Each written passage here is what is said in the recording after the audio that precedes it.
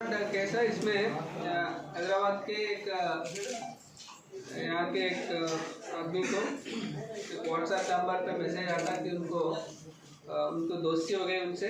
और उसके बाद वो बोलता है कि उसको थोड़ा गिफ्ट ला रहा है यूएस से। और जुलाई 12 को आने वाले बोल के उसको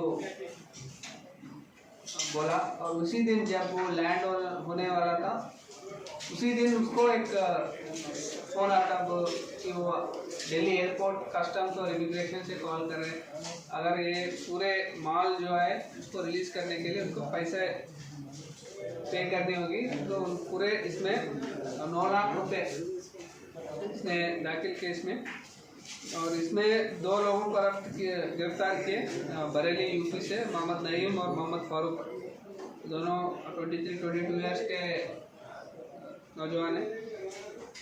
इसमें एमओ जो होता है ये लड़के जो है ये लॉस्ट लेवल हैंडलर्स है। ये पैसे एटीएम से विड्रॉ करके वो दूसरों लोगों को अपना कमीशन 10% कमीशन लेके और दूसरे को देता। वो फिर 10% उनका कमीशन लेके और दूसरे को और जो मेन ऑर्गेनाइजर उनको देता। उनको भी पूरा इन्फॉर्मेशन है हमारे पास। उनको भी जल्दी से जल्दी हम गिरफ्तार करेंगे।